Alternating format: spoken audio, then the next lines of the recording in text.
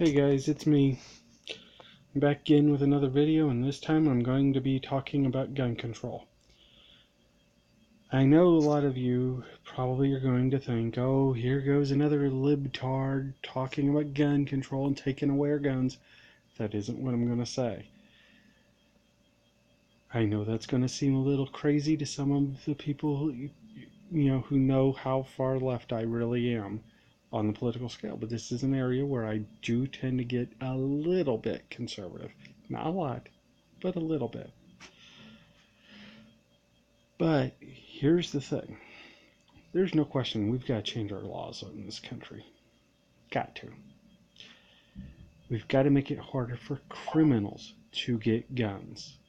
We've got to make it harder for people who should not have guns to have them. There are some states where you can walk out within 1 hour or less an AR-15 at 13, 14 years old, and it's not okay with me.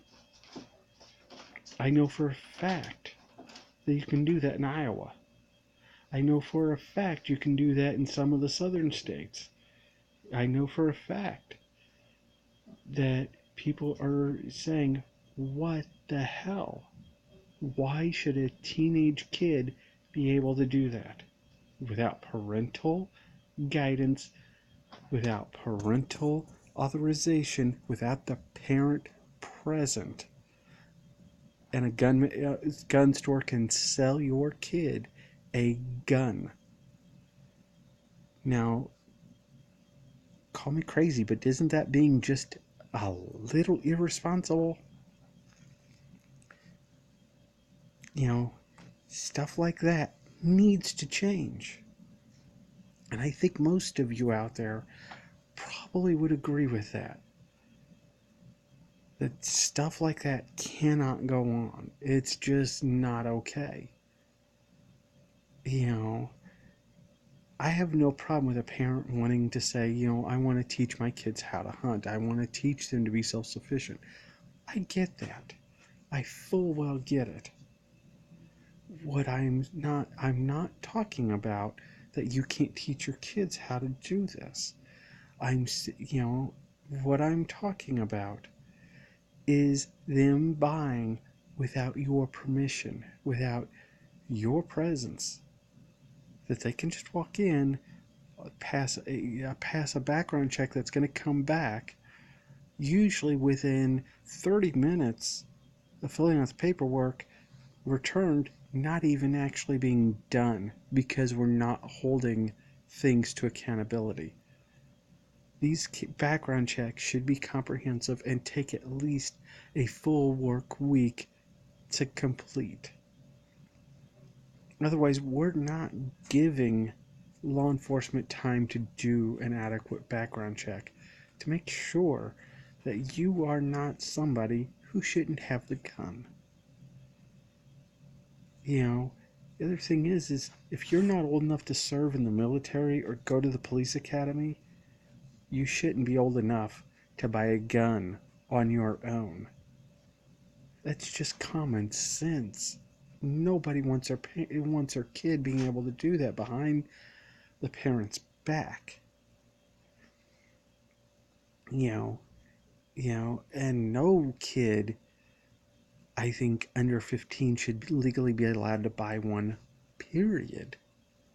I mean, personally, I don't really like the idea of anyone under 18 being able to buy them. But at the very least, even with parental consent, I think the age should be 15. Because if you can't even hold, a job, a part-time summer job, legally in a state, to be able to put the money up for said gun, then why should you be able to buy it? I mean, just think. That's a little bit of a common sense thing that should be changed. The background checks, the mental illness issues, obviously, yes, these things do need to be done. But it's not just mental illness. It is, we also need to make sure that everybody who's buying guns gets real firearms training. This means they understand how to clean, how to store, how to take care of a gun. They understand the full responsibility of said gun. They understand proper locks. They understand proper gun storage. So this way there is no pleading, oh, I didn't understand. I didn't know what I was doing. If you have a gun, you should know what you're doing. Period. And it doesn't matter what gun you have. If it's a shotgun, hunting rifle, handgun, even an AR-15. And let me just make sure I make this point real quick. To anybody who's been the victim of any of this violence that has been going on for way too long, let me say to you, I am sorry that has happened. And I sincerely hope that some of you are running for office and with the intention of changing our gun laws, because they're ridiculously stupid. They're out of date. They need to be taken into consideration. The fact that, yes, a lot of these guns didn't exist when the Founding Fathers wrote the Bill of Rights and the Constitution. When they wrote the Declaration of Independence, they didn't know what guns were going to become. They had no idea. And they would say, yeah, there are certain restrictions, obviously. Because I know there's no way you can tell me that Ben Franklin or George Washington or Thomas Jefferson or any of them would, or the Adamses or Madison or anybody else, would have been okay with people owning chemical weapons or high-powered explosives or assault rifles or, there are just certain things we know, okay, come on, use your common sense. Would they have been in favor of people just willy-nilly walking around through a Kroger's or a Safeway or through a Gap with an Uzi next to them? Be a little bit reasonable. Full well that there is no way that that's going to fly with most people. You're the one who's making everybody else afraid when you do that. For those of you who've done it, you make everybody else afraid that you're the criminal. That's what people think when they see you with a gun. It is one thing when you're going into a Bass Pro Shop where you can buy guns or get them repaired, stuff like that. You go into a gun store, you go into a store that does a lot of these things, with the intention of, hey, I need to return it, or I need to get it repaired, or I need to get this part and I don't know what's called or whatever. I get that.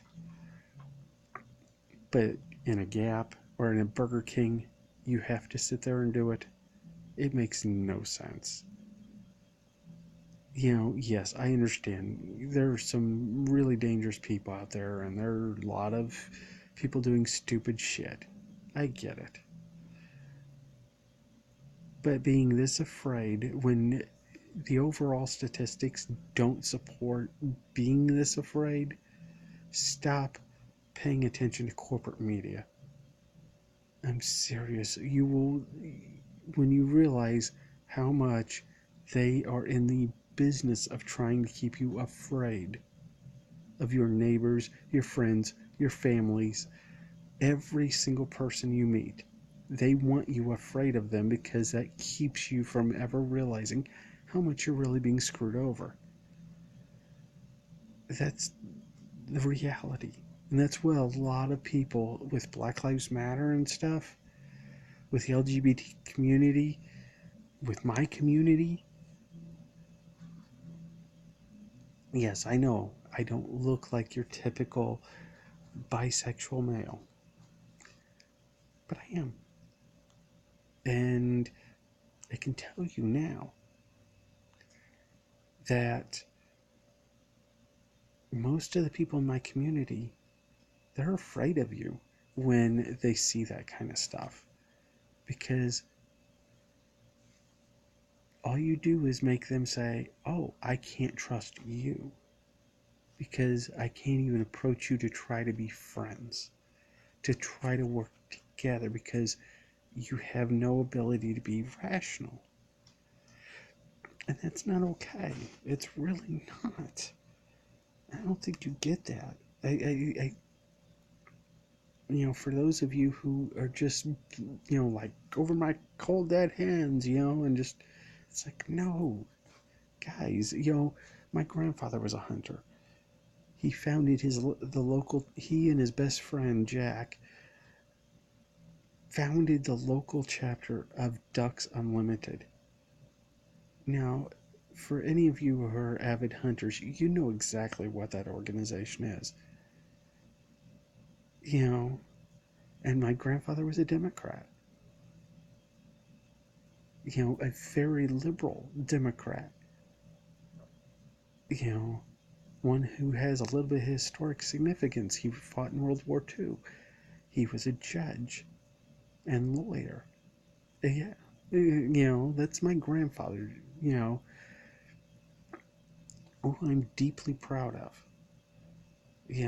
And I kind of take after him in the sense that I am also very liberal. But I also understand the importance of a gun.